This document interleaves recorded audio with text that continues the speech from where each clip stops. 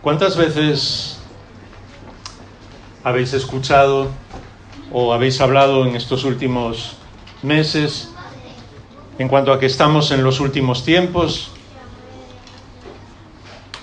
que lo que las profecías dicen en cuanto a guerras, rumores de guerras, situaciones difíciles, problemas económicos? Últimamente mucha gente está hablando sobre la segunda venida del Señor, y una de las cosas que más parecen preocupar sobre todo a los creyentes es cuando el Señor nos va a llevar con Él.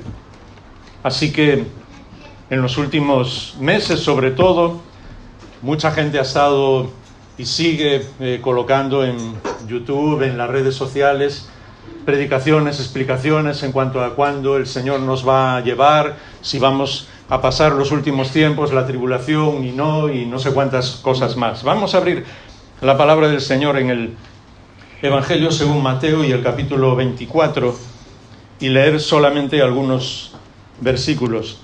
Evangelio según Mateo, capítulo 24, para leer quizás desde el versículo 37. Mateo 24, 37 dice, es el mismo Señor Jesús el que está hablando: en los días, tal como en los días de Noé, así será la venida del Hijo del Hombre. Pues así como en aquellos días, antes del diluvio, estaban comiendo y bebiendo y casándose y dándose en matrimonio, hasta el día en que entró Noé en el arca. Y no comprendieron hasta que vino el diluvio y se los llevó a todos, así será la venida del Hijo del Hombre. Entonces estarán dos en el campo, uno será llevado y el otro será dejado. Dos mujeres estarán moliendo en el molino, una será llevada y la otra será dejada. Por lo tanto, velad, porque no sabéis en qué día vuestro Señor viene. La verdad es que lo que es clave en la vida cristiana y una de los eventos más importantes en la historia de la humanidad, quizás el evento más importante junto con la crucifixión y la resurrección del Señor, que es cuando el Señor vuelva, nosotros lo hemos convertido en un objeto de discusión, de ver si la Iglesia pasará la tribulación o no, cuándo será el arrebatamiento. Estamos siempre hablando y preguntando sobre detalles y hablamos muchísimo menos en cuanto a que Él viene, que es realmente lo más trascendental. Así que me gustaría solamente decir unas cuantas cosas que nos puedan ayudar en nuestra vida personal. Luego en un momento sí, daré solo 2 o 3 detalles sobre el arrebatamiento, que algunos pueden estar más de acuerdo o no. Yo os diré un poco lo que creo que la palabra del Señor dice, pero vuelvo a decir lo que os decía antes, que muchas veces en todos los detalles y en todas las cosas y en todas las discusiones lo que perdemos es el evento central, es decir, el hecho de que el Señor Jesús va a volver y que desgraciadamente hablamos muy poco sobre eso. Siempre que examinamos un tema en la Biblia o algo que nos preocupa, deberíamos no solamente descansar en el Señor, sino pedirle sabiduría al Espíritu de Dios para tomar nuestra Biblia y leer desde el capítulo 1 de Génesis hasta el capítulo 22 de Apocalipsis para ver lo que Dios tiene que decirnos. Yo sé que muy pocas veces hablamos esto, pero tenemos que aprender a dejar que la palabra de Dios nos hable. Cuando era niño y adolescente, no sé si alguno de vosotros os ha pasado o habéis escuchado esa frase, era una época muy diferente. Entonces, por ejemplo, yo en el instituto tenía la posibilidad de poder hablar con el profesor de religión de mi instituto, y entonces yo le decía algunas cosas, le decía, la Biblia dice tal cosa, y ¿sabes lo que me respondía él? Sí, pero doctores tiene la Santa Madre Iglesia, que era como decir, sí, la Biblia puede decir eso, pero hay personas que están más estudiadas, no sé qué, no sé cuánto, y que pueden explicarnos mejor la palabra de Dios. A mí me da la impresión de que eso que desvió completamente a la Iglesia, no solamente de la palabra de Dios, sino del Señor Jesús, sigue ocurriendo hoy también en la Santa Madre Iglesia Evangélica. Porque muchas veces escuchamos y pasamos mucho más tiempo escuchando podcast y predicaciones y YouTube y no sé cuántas cosas de muchas personas que muchas cosas pueden ser buenas que leyendo la palabra de Dios. Y lo que realmente nos alimenta es la palabra de Dios. Amén. Otras personas pueden ayudarnos, incluso lo que yo os diga puede ayudaros, pero si consideráis que no es con lo que la Biblia dice, olvidadlo, porque la clave es lo que Dios dice. Entonces, cada vez que hay un tema que nosotros no sabemos o no comprendemos o pensamos, ¿qué dice Dios sobre esto? Toma la Biblia. No te importa el tiempo que te lleve, porque perdemos mucho tiempo en muchas cosas. Comienza a leer desde el principio hasta el final. Una vez alguien me preguntó, ¿qué dice Dios sobre el dinero? Esperaba una respuesta quizá de una predicación. Sencillamente le dije, toma la Biblia y lee desde Génesis a Apocalipsis a ver lo que dice Dios sobre el uso del dinero. Pero hay que dar diezmos o no. Toma la Biblia y léelo. Pero esa respuesta no nos gusta. Esa es la razón por la que muchas veces incluso hay temas que han dividido a las personas, al cuerpo de Cristo, y hay personas que se han enfrentado hasta de la propia familia. ¿Qué dice Dios sobre la predestinación? Lee la Biblia. ¿Qué dice Dios sobre la familia? Sobre el papel del hombre, de la mujer, de los hijos. Lee toda la Biblia. Porque si no, muchas veces tomamos 3 o 4 versículos de aquí, los unimos otros 3 o 4 de aquí, otros 3 o 4 de aquí, y podemos prácticamente decidir lo que nosotros queramos. Así que eso es clave para nosotros y es un desafío. Y no os podéis imaginar el bien que ha hecho en mi vida personal hacer eso. Claro que ha habido muchas personas que me ayudaron y que nos ayudan y que pueden ayudarnos porque el Espíritu de Dios nos puede ayudar y los usa. Por eso estamos aquí en la presencia del Señor, aunque vivimos en la presencia del Señor todos los días. Pero la clave es lo que Dios dice, no lo que Jaime o otra persona, sea cual sea su nombre, diga.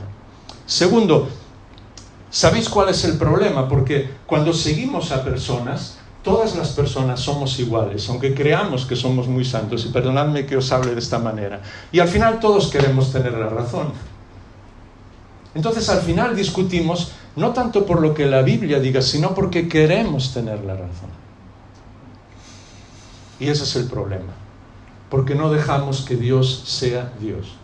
Y gracias a Dios que el mundo y todas las cosas y su iglesia está en sus manos, no en las mías, ni en la de ninguna otra persona. Porque muchas veces creamos divisiones. No nos damos cuenta de que Dios es Dios siempre en lo fundamental, que Él nunca miente, que podemos estar confiados y seguros en Él, pero su manera de actuar con cada uno de nosotros es diferente. ¿Por qué? Porque nos ha hecho diferentes a todos.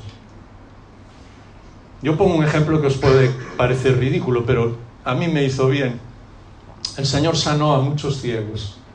En la Biblia están registrados varios, y uno de ellos sencillamente lo dijo y ya está, sanado. Otro puso su mano en sus ojos. Otro tomó barro, ¿os acordáis? Y puso el barro en sus ojos. Así que yo me imagino luego estos 3 ciegos encontrándose en la iglesia el domingo, bueno, entendedme mi manera gallega de hablar, y diciendo, el Señor no puso barro en tus ojos. No, yo no sé si tú eres creyente o no. No sé si tú ves bien o no. No, veo perfectamente, ¿no lo ves? Pues no sé, porque a mí me puso barro. Es decir, ya podían crear 2 denominaciones, los barristas y los antibarristas. Somos así, suena a broma, pero somos así. ¿Qué es la clave? El Señor los curó. Son de Él. ¿Que puso barro en mis ojos? Perfecto, pero otra persona no. Tengo que amarlo como mi hermano, mi hermana en la fe. Y el Señor hizo con él otras cosas. Un buen amigo una vez me dijo, hablando de este tema en broma, que un día sintió el llamado del Señor. Era una persona muy, muy rebelde, hijo de familia cristiana, pero muy rebelde, y un día sintió que el Señor le llamaba, y entonces pasó al frente para orar y entregar su vida al Señor. Inmediatamente, con toda su buena intención, se acercaron varias personas de la iglesia, de los responsables, y uno le dijo, sí, ¿quieres entregar tu vida al Señor? Sí, pues tienes que arrepentirte de todos tus pecados. Y otro dijo, y mira, yo vi como una luz en ese momento. Y otro dijo, y yo lloré. Tienes que llorar. Y él me decía, empezaron a decirme tantas cosas que yo entre pensar en lo que tenía que hacer, en si tenía que llorar, no sé qué, casi no me convierto, casi no tomo la decisión, decía en broma. Porque Dios toca a cada persona de la manera que Él quiere. Y eso es lo que nos cuesta muchas veces comprender. Tercer problema que tenemos, y sé que vais a tener paciencia conmigo por la cuestión del arrebatamiento, pero es que necesitamos aprender esto. Nuestro tercer problema es el problema de la religiosidad, que nos encanta ser religiosos. Entonces, todo lo que nos suene a difícil, a muchas cosas, a tener que hacer, nos dice, eso tiene que ser del Señor.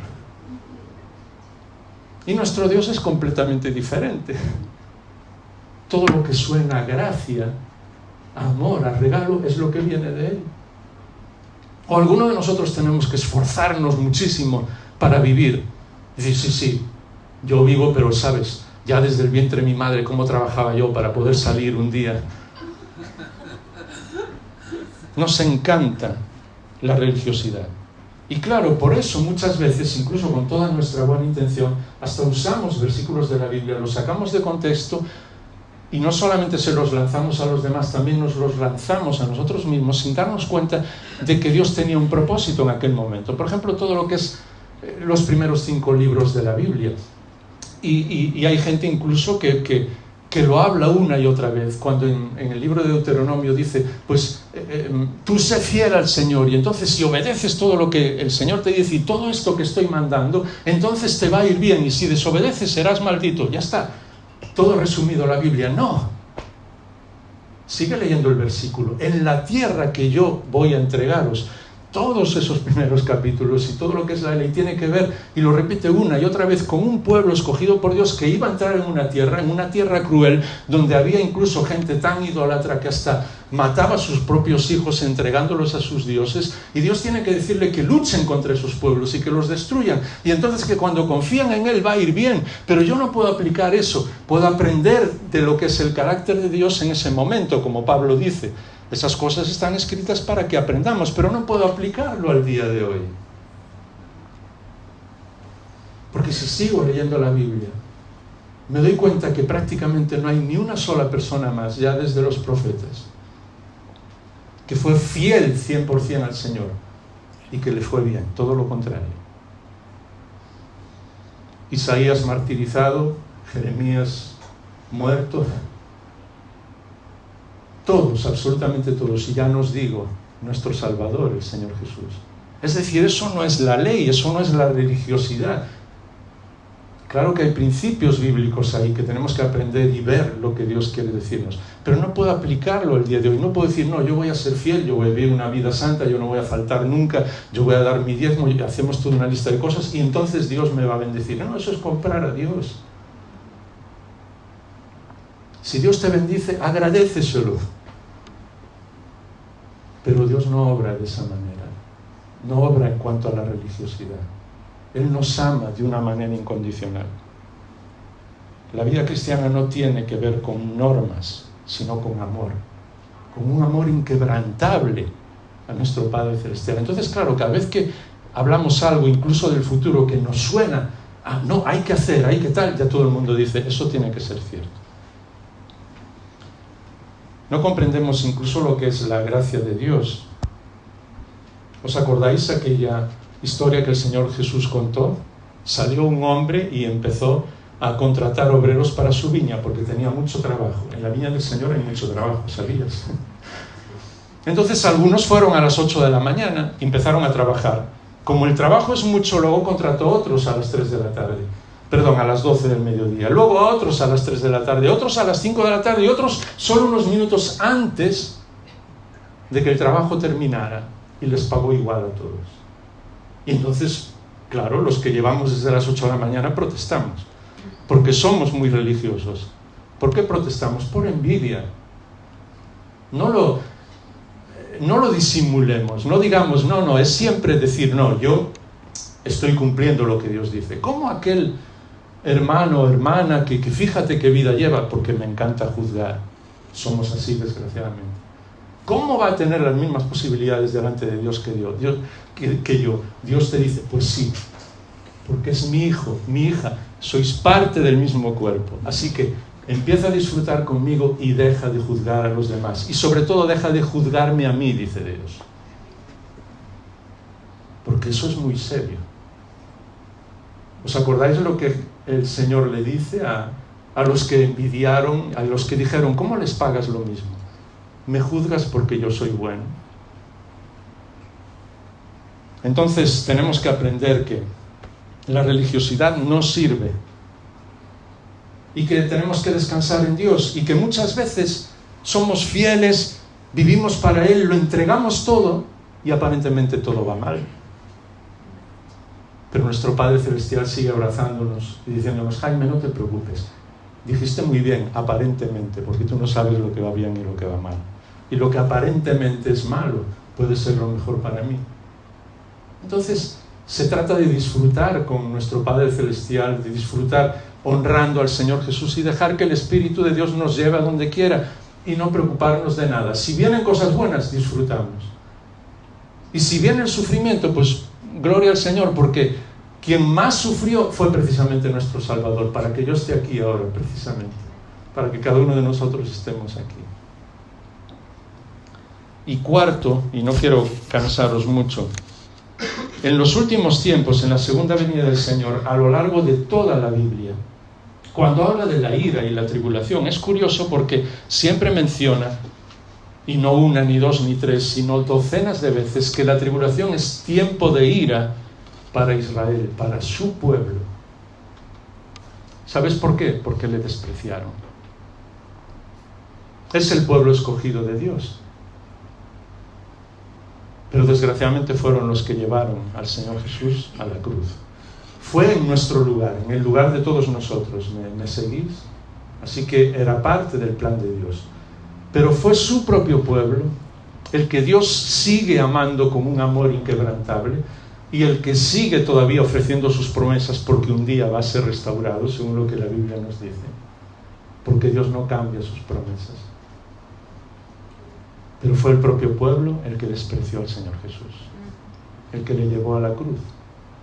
Y fueron incluso los responsables, los maestros de la ley, los escribas, los que sabían toda la Biblia, todo el Antiguo Testamento de memoria, los que acusaron al Salvador. Y no debemos juzgarles demasiado porque nosotros habíamos hecho lo mismo. Y es curioso porque cuando leemos el libro del Apocalipsis no nos damos cuenta de esto, de que es algo que Dios está hablando para su pueblo. Incluso es un libro dirigido en primer lugar a su propio pueblo. Por eso en el capítulo 1 dice, mirarán al que traspasaron. Se darán cuenta de que aquel al que llevaron una cruz vuelve, pero ya no para morir y resucitar por nuestros pecados, sino para ser el Rey de todos. Y para que toda rodilla se doble delante de Él, tanto los que le aman como los que no, porque se darán cuenta de quién es realmente. Así que ese día, yo siempre lo digo, para mí personalmente será el día más feliz de mi vida, no solo por postrarme delante del Señor, sino porque como tenemos ese sentimiento de justicia, ver que personas que incluso maldicen al Señor un día tendrán que reconocer, no, realmente Él era el Salvador. Porque eso es lo que nos habla Filipenses capítulo 2.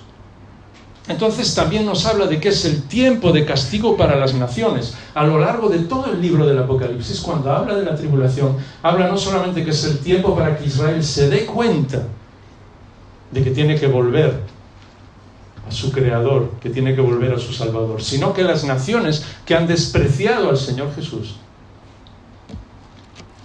tienen que reconocer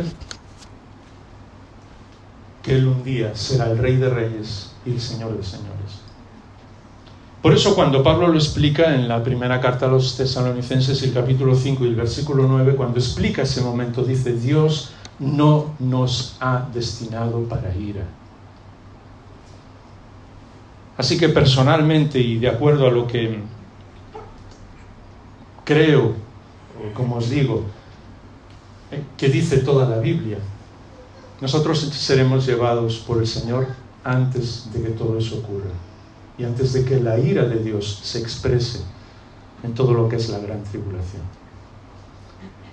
Hay una imagen que me encanta y que me hizo comprender mucho en cuanto a esto, es cuando el Señor Jesús está hablándole a sus discípulos en el Evangelio según Juan y el capítulo 14, porque Él que explica las cosas siempre de una manera impresionante, por eso es el maestro de maestros, utiliza la imagen del novio y la novia para decirnos lo que va a ocurrir en el futuro, para decírselo a sus discípulos que todavía no lo comprendían y para decírnoslo a nosotros. Fijaos capítulo 14 del Evangelio de Juan y el versículo 1. No se turbe vuestro corazón. Creéis en Dios, creed también en mí. Ahora fijaos, en la casa de mi Padre hay muchas moradas. Si no fuera así, os lo habría dicho. Voy a preparar un lugar para vosotros. Y si me voy y preparo un lugar para vosotros, vendré otra vez y os tomaré conmigo, para que donde yo estoy, también estéis vosotros. Hemos hablado muchas veces sobre estos versículos en los entierros y están muy bien porque son versículos de consuelo. Pero la imagen que el Señor Jesús está usando es la del novio y la novia para todo lo que va a suceder en el futuro.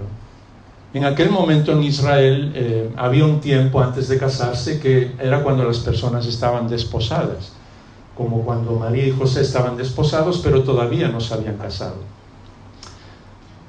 Llegaban a un acuerdo para casarse, estoy hablando casi en términos judiciales, pero sé que me entendéis perfectamente, el novio y la novia, y entonces el novio lo que hacía era tener un tiempo determinado para ir a construir la casa donde iban a vivir. No era como ahora que había todo este problema del boom inmobiliario y estas cosas. Había terreno para todos, podían construir una casa, así que alguno pues un poco más bonita, otro tenía menos medios, no tan bonita, pero el novio construía la casa, entonces se desposaban y el novio le decía a la novia, pues me voy porque voy a construir la casa donde vamos a vivir, pero después volveré. Y entonces cuando volvía y había construido su casa, normalmente lo hacía bastante rápido porque quería casarse pronto, se la mostraba a su mujer. Sí, ya sé, algunas de las que estáis aquí estáis pensando, pues sí, si no le gustaba. Normalmente le gustaba. Y entonces le mostraba a su mujer la casa, le decía, aquí vamos a vivir, y entonces empezaban las fiestas de la boda, que era como mínimo una semana. Esas son las bodas bíblicas, perdonadme este paréntesis. Pero bueno, porque era una fiesta impresionante. Entonces el Señor usa exactamente la misma imagen para decírsela, para decirle a sus discípulos lo que va a suceder cuando Él vuelva. No os preocupéis, yo me voy, porque ellos le volvieron a preguntar, ¿os acordáis? Hechos capítulo 1, ¿vas a restaurar el reino de Israel? Y él dijo, no. Quizás les dijo después, ¿os acordáis lo que os dije la noche que fui entregado? Yo me voy a preparar un lugar para vosotros. El Señor está construyendo nuestra casa, por eso dice que hay muchas moradas allá, y después va a volver para recogernos y llevarnos allí, para que veamos todo lo que Él ha hecho, y entonces comenzará a reinar. Y es obvio que nos va a encantar lo que Él ha preparado para nosotros. Es obvio que nos va a encantar. Por eso cuando leemos la palabra de Dios y habla del arrebatamiento y de la iglesia arrebatada, siempre usa esa imagen de que no está destinada para ira, que Dios mismo, el mismo Señor Jesús, está preparando un lugar para nosotros y nos lo va a mostrar, que las bodas con su novia y futura esposa, sabéis que nosotros somos la novia del Señor Jesús, lo recuerdan prácticamente todos los escritores de las cartas en el Nuevo Testamento, y futura esposa, y nos dice que un día la celebración de las bodas, es decir, el hecho de que Él se case con su iglesia, será en el aire, siempre lo dice así, y después lo que es la fiesta de esas bodas será en los cielos nuevos y la tierra nueva, siempre lo dice así. Y durará, ¿sabes cuánto durará esa fiesta? Toda la eternidad. Yo a veces bromeo con la gente, si no te gustan las fiestas, si no te gusta cantar, si no te gusta disfrutar, no pienses en ir al cielo. Pero sabéis que es una broma, porque todos estamos esperando ese momento, porque la clave no será tanto, incluso todo lo que el Señor Jesús nos va a dar, sino estar con Él. Sentir el abrazo de nuestro Padre, ver cómo el Espíritu de Dios sigue trabajando en nosotros. Así que siempre habla de que la iglesia será arrebatada. Y cuando habla de la iglesia, siempre habla de la iglesia como una iglesia. Porque sé que muchas personas incluso dicen, mira, sí, va a ser arrebatada antes de toda la tribulación. Es claro que en la Biblia la Iglesia no va a pasar la tribulación porque es un tiempo de ira para las naciones y nosotros no estamos para la ira de Dios porque somos su novia. Pero habrá personas de la Iglesia, fíjate cómo vives, cómo estás viviendo, porque a lo mejor te vas a quedar aquí. Otra vez volvemos a la religiosidad. Otra vez estamos pensando en, mira cómo te comportas, porque al final, que Dios te ame, te lleve con Él, que seas arrebatado o arrebatada, va a depender de tu comportamiento. Y eso es completamente antibíblico. Porque uno de los mayores problemas que nosotros hemos hecho en la Iglesia, y Pablo nos lo recuerda al tomar el pan y el vino, es no discernir el cuerpo del Señor. Es decir, creer que algunas personas son más dignas del cuerpo del Señor que otras. Y claro, normalmente nosotros siempre pensamos que nosotros sí somos dignos. Y la Biblia dice que por eso muchas personas en Corinto estaban enfermos como consecuencia de no discernir el cuerpo del Señor. Así que a lo largo de todo el Nuevo Testamento, y Pablo hablando a los Efesios habla de salvaguardar la unidad, y en las demás cartas todos, tanto Pedro como Santiago, hablan de la unidad, de no hacer distinción de personas, como Dios pidiéndonos a nosotros siempre que veamos en los demás miembros del cuerpo de Cristo, que los amemos. Es más, nos dice, seréis conocidos por el amor que os tenéis unos a otros. ¿Cómo Dios al final va a decir, sí, voy a arrebatar, pero solo a los buenos? No. La Iglesia es una. Sí, alguno de nosotros quizás cuando seamos arrebatados nos sentiremos avergonzados. Porque tenemos que a veces sufrir las consecuencias de nuestras acciones. Eso no tiene que ver con la religiosidad, sino con nuestras equivocaciones. Cuando hacemos algo que no está bien, tiene consecuencias. Pero es impresionante que la Biblia nos dice que cuando estemos en la presencia de Dios, dice que Él enjugará todas nuestras lágrimas. Yo siempre he pensado será el momento a veces de llegar a la presencia de Dios, no llorar con resentimiento, pero sí decirle, Señor, tenía que haber hecho más en mi vida. ¿Cuántas veces te defraudé? ¿Me entendéis lo que estoy diciendo? Y Dios dirá, no te preocupes, hija mía, hijo mío, estás aquí y yo te amo. Eso ya pasó. Por eso tengo que aprender a vivir de una manera diferente, pero no porque no vaya a pasar la tribulación, no porque tenga miedo a no ser arrebatado, porque Él va a arrebatar a toda su novia. ¿Has visto alguna vez si alguna novia en algún momento tiene un problema físico, un pequeño accidente, se casa con la novia completa? O sea, no tiene ningún sentido. Pero sí tenemos que pensar en lo que estamos haciendo. Y es curioso porque incluso algunos pasajes que nosotros usamos, claro, no llegamos a comprender bien lo que la Biblia dice, y tengo que ir muy rápido, se pasó demasiado tiempo, lo siento. Porque a veces lo primero que se dice, ¿ves aquellas 10 vírgenes? 5 fueron a la boda y 5 no. Queridos hermanos, queridas hermanas, las vírgenes, el novio no se casa con 10 vírgenes, se casa con una persona, ellas son las acompañantes a la boda. Así que sí, podemos aprender que no debe faltarnos aceite, que debemos de vivir en el Espíritu de Dios, pero no amenazar a otros con cosas que no son ciertas. ¿Me entendéis la diferencia entre aprender lo que la Biblia nos dice, ver el carácter de Dios y lo que hay detrás, y pensar que eso va a ser así? Porque el Señor se va a casar con su novia. Por eso, después, en el libro del Apocalipsis, al final, en el capítulo 19, dice, felices aquellos que son invitados a la boda, porque nosotros no necesitamos invitación. ¿Alguno de vosotros, los que os casasteis, la novia, os enviaron invitación? No, la novia es la clave de la boda. En este caso será el novio, pero en el día de hoy la novia no necesita invitación. Pero sí habrá muchas personas del pueblo de Dios que le habían rechazado, que después del pueblo de Israel, que van a volver sus ojos al que crucificaron, van a creer en el Mesías. y estarán invitados a la boda y serán inmensamente felices, exactamente igual como la novia. Y esa es la razón por la que desde el capítulo 4 del Apocalipsis hasta el capítulo 19 nunca aparece la iglesia. Porque la iglesia no está destinada para ira. Hay muchos más textos que podríamos leer, pero prefiero llegar al final porque el tiempo se nos ha ido. Y desafiaros a que leáis, por ejemplo, la primera y la segunda carta a los tesalonicenses, para ver cómo Pablo les está explicando a ellos que un día serán arrebatados antes de que se manifieste el hombre de pecado. Incluso dice que será quitado de en medio, que hasta que no sea quitado de en medio, no se manifestará el anticristo.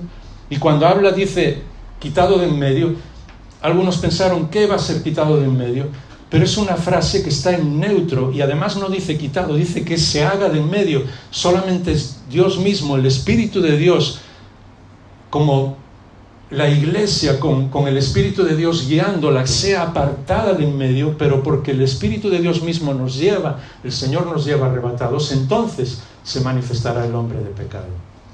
No sabemos si unos días, unas semanas, unos meses antes, no lo sabemos, porque dice que nadie sabe ni el día ni la hora. Pero sí seremos arrebatados con Él en cualquier momento, hoy mismo. No necesitamos absolutamente que ocurra nada, ni tenemos que esperar nada para que el Señor nos lleve. Ahora, terminamos muy rápido porque el tiempo se ha ido. Quizás alguno de los que estáis escuchando puedes estar de acuerdo o no estar de acuerdo conmigo en cuanto a los eventos y el orden de los eventos, en cuanto a si será arrebatada antes o después o lo que sea. Personalmente, por lo que he leído en la palabra de Dios, pienso que es así, pero no me voy a enfrentar con nadie por eso. Eso es lo que os digo de todo corazón. Porque la clave es que un día vamos a ser arrebatados. Y vamos a estar juntos, todos, con el Señor. Pero sí me da pena que en todas estas discusiones y con todos estos problemas olvidemos lo más importante en nuestra vida. Primero, que estamos dejando de hablarles a las demás personas de que el Señor Jesús va a volver. Y estamos todo el tiempo discutiendo sobre quién tendrá o quién no tendrá razón. Segundo, dejamos de hablarle a los demás que hay otra vida. Y lo que es más peligroso, nosotros no nos damos cuenta de que hay otra vida y estamos demasiado angustiados por lo que vamos a hacer, por nuestro trabajo, por nuestra casa, por cómo vamos a vivir, por si tenemos esto o no tenemos aquello, o por si ganamos tanto o ganamos cuánto. Y cuando el Señor Jesús vuelva, todo se va a quedar aquí. Absolutamente todo. Seas arrebatado cuando tú quieras. Perdonadme esta ironía gallega. Cuando tú creas que va a ser. Pero si hay algo seguro, todo se va a quedar aquí. No vas a poder llevar nada. Entonces vivimos, ¿no creéis que vivimos demasiado angustiados por las cosas que estamos pasando? Además tenemos que dar a conocer a otros que Dios está ahí y que Él tiene la última palabra. Si leéis el libro del Apocalipsis, hay una frase que se repite una y otra vez que me encanta, incluso hablando del anticristo, diciendo: le fue dado, le fue permitido. El mal no puede hacer absolutamente nada que Dios no le permita. A veces la gente se agobia. ¿Y si viene una guerra mundial? ¿Y si todo el mundo se destruye? No te preocupes, no va a pasar nada que Dios no permita. No está en las manos de ningún dirigente mundial, está en las manos de Dios, el futuro. Incluso cuando habla de muchos momentos de destrucción, dice: hasta aquí, nada más. Y ese momento será clave porque habrá muchas personas que van a conocer al Señor cuando nosotros seamos arrebatados. Y entonces sí, estarán aquí, en la gran tribulación. Imagínate, si hay alguien aquí que no conoce al Señor y no ha tomado esa decisión y dice: pues estas cosas que están hablando sobre la Biblia, sobre la segunda venida del Señor, yo no las creo.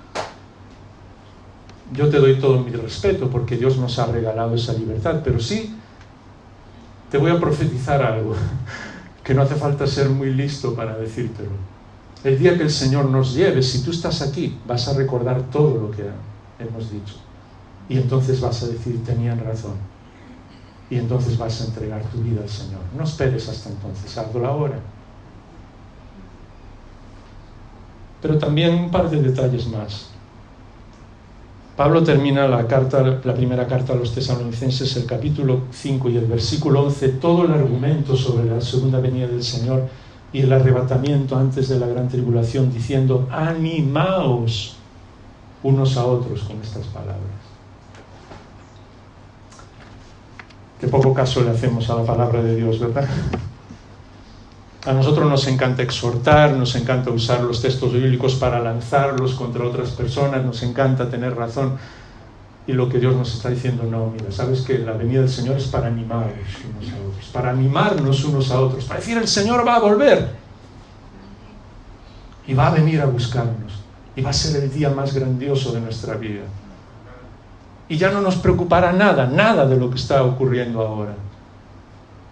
Y vamos a sentir su abrazo en los cielos, porque dice que nos transformará, Filipenses capítulo 3, en ese momento en los cielos, porque habla de que no es su segunda venida, nos toma siempre en el aire, hasta que Él vuelva como Rey, y después reinaremos con Él. Así que tenemos que animarnos unos a otros con eso. No lanzarnos los versículos, o no decir, no, tú no tienes razón, o no, aquel no tiene razón. Y pasamos tiempo, y ahora con las redes sociales escribiendo, y para arriba y para abajo, y este contesta y el otro tal. Y dejamos de animarnos, querido hermano, querida hermana, el Señor Jesús vuelve, y vamos a estar juntos con Él, porque somos parte del mismo cuerpo. Y por eso lo último es una cuestión personal, y perdonadme que hoy me haya alargado un poco. Cuando Miriam y yo nos hicimos novios, fue un noviazgo largo por muchas circunstancias, pero oramos juntos y tomamos la decisión de casarnos el 25 de julio de 1990. Ese fue el día de nuestra boda. Y tomamos esa decisión años antes. Siempre la gente me pregunta, ¿cómo vamos a vivir? Sabiendo que el Señor vuelve. Porque lo que pasó cuando Pablo escribió la primera carta a los tesalonicenses y les dijo que el Señor iba a volver, se animaron tanto unos a otros que la mayoría de ellos dejó de trabajar y dijo, pues ya, no, se acabó, el Señor va a volver. Voy a esperarlo y ya está.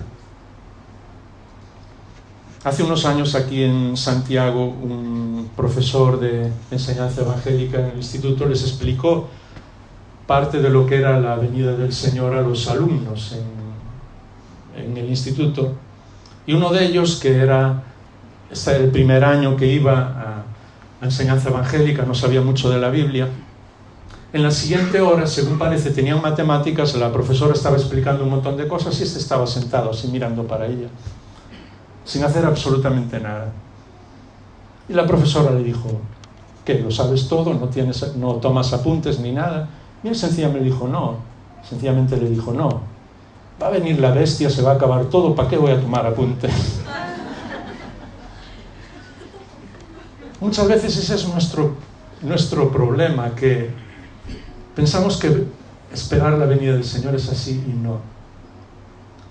Por eso os recordaba el día de nuestra boda, porque lo hicimos varios años antes. Yo había comenzado ya con el programa de Nacer de Nuevo. Ella estaba estudiando, seguíamos con nuestro trabajo en la iglesia, con las actividades, seguimos sirviendo al Señor exactamente igual, pero ¿sabes lo que era diferente?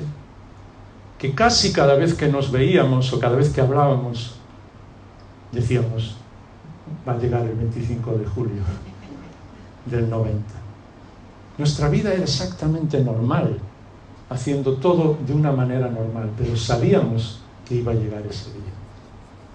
¿Sabes cuándo va a cambiar nuestra vida y cuándo realmente aplicaremos la venida del Señor en nuestra vida? Cuando todos los días que nos levantemos digamos, Señor, va a llegar el 25 de julio. No sabemos el día, ¿me entendéis la parábola? Señor, vas a volver a por mí. Yo soy parte de tu novia, de tu futura esposa un día. Estaré contigo por toda la eternidad. Ojalá sea hoy. Si quieres que sea hoy, encantado, encantado. Además, fíjate, toda la cantidad de cosas y problemas que tengo desaparecerían. Aunque solo sea por ese pequeño motivo egoísta. Pero puede que sea hoy. Y todos los días a la noche. Señor, ¿y si vienes esta noche? ¿Y si despierto en las nubes contigo y con todos mis hermanos y mis hermanas? ¿Verdad que cambiaría mucho nuestra vida si todos los días nos acordáramos de que va a llegar el día de nuestra boda? ¿De que vamos a estar con el Señor? Vamos a seguir trabajando, sí, vamos a seguir bendiciendo al mundo, vamos a seguir ayudando a los demás, vamos a seguir haciendo todo lo que podamos para que este mundo se parezca más a lo que Dios tiene diseñado para él, porque necesitamos proclamar el Evangelio, somos embajadores de reconciliación. Pero vamos a hacerlo pensando para nosotros, en nuestra familia y en la iglesia. ¿Sabes que quizás sea hoy que el Señor Jesús vuelva? Padre nuestro que estás en los cielos, gracias por este plan diseñado a la perfección para la segunda venida del Señor Jesús. Él vino para morir y entregar su vida por nosotros, que no lo merecíamos antes, ni ahora, ni jamás lo vamos a merecer. Pero Él volvió a la vida para darnos vida a nosotros y volverá un día como Rey de Reyes y Señor de Señores. Y Señor, deseamos de todo corazón que ese sea el día más feliz de nuestra vida. Y queremos decirlo a los demás y que las personas que están tan agobiadas por lo que está pasando, por el futuro, por las guerras, por las naciones, por la guerra nuclear, por no sé cuántas cosas, por la economía, se den cuenta de que tú estás detrás de todo, que todas las cosas están en tus manos y que no existe ningún lugar en el mundo mejor para vivir que vivir en tus manos. Queremos pedirte, y toda la iglesia lo dice, que el Señor Jesús vuelva y vuelva pronto. Pero mientras tanto queremos hacer tu voluntad y extender tu reino en todos los lugares donde estamos. En el nombre del Señor Jesús. Amén.